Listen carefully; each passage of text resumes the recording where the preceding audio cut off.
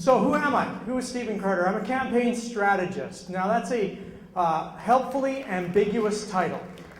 Nobody really knows what a campaign strategist is, and I quite like that. A campaign manager implies a lot of responsibility and duties. A campaign strategist is someone who can just kind of try and make the campaign work properly. And ultimately what my job is to create a strategy that will actually result in winning.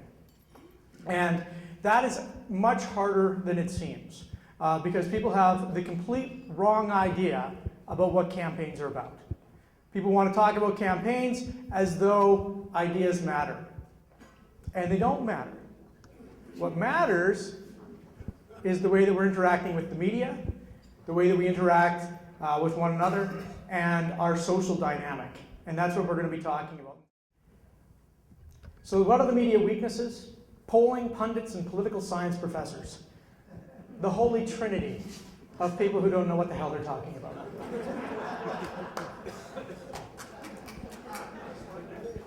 I'd do more on that, but I'm told that people will leave.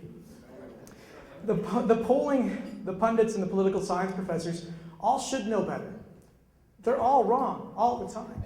Watching Dwayne Bratt stand up and say social media will have no impact on the mayor's race. Oops, we won, right? Watching Joan Crockett say, it's safe to say it's a wild, morose majority with 10 days to go. Sorry, Joan, we kicked your ass. I'm sorry, learn something, study something, become an expert, then go on television, not the other way around. This is the power of polling. The green line, I'm sure it's not more visible, isn't ahead in Nenshi. He started off at 2%, but the key point is when you start to see him pull in decisive third. The second poll that was conducted, he moved into third. By the third poll, he was third with a bullet, and it was all over. By the time we got to the last poll, where everybody was tied, I knew he'd won. Polling is a great opportunity, and it's a great tool. But when it's misused, it's disaster. The media need to understand that data under the top line matters more than the top line. What are the momentum? How do people feel about issues? What are people hearing already? In other words, are you measuring the impact of media? The media don't know how to do these things.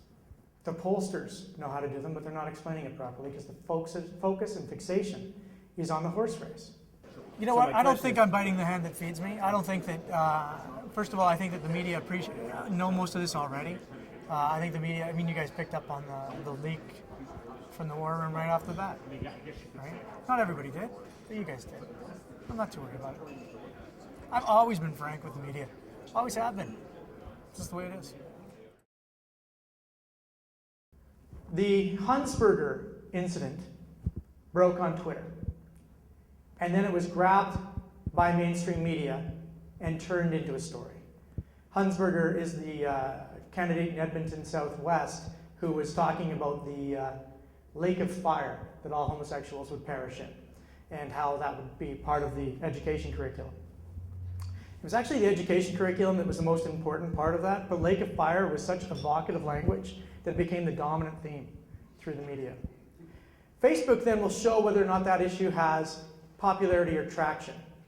So then once it jumps from Twitter, it will jump to Facebook.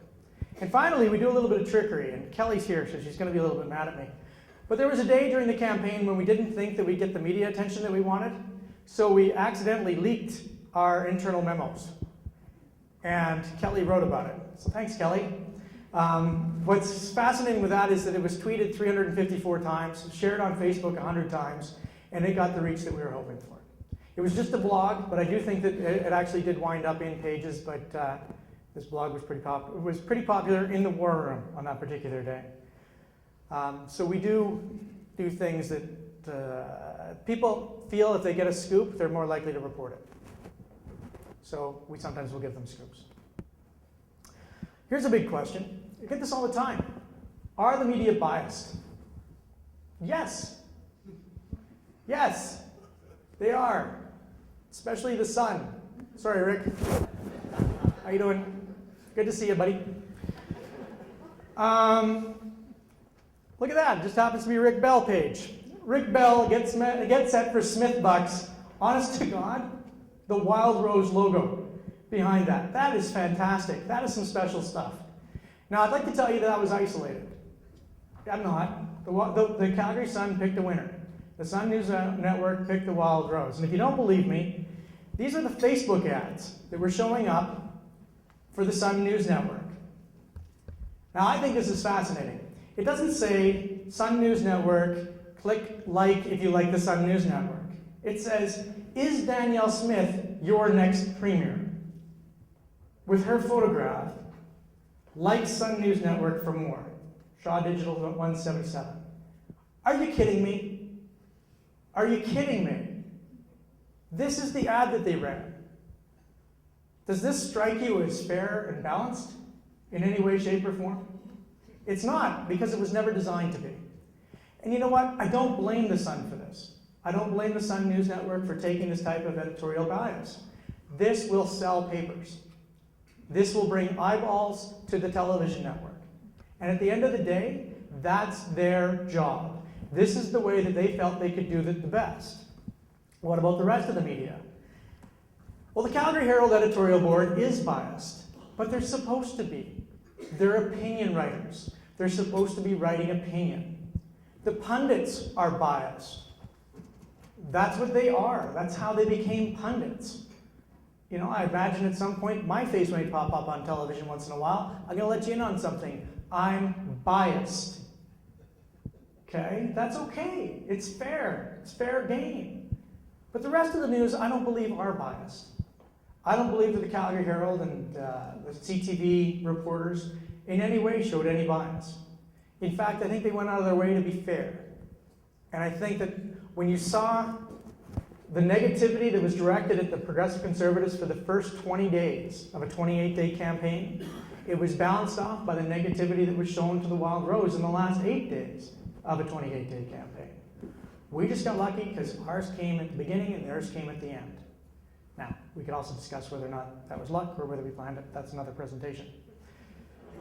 In your speech, you suggested that there was more to the story about whether or not you had a hand in the Leach-Huntsberger. You want to? I'm curious about that. Do you want to elaborate on it? Not really.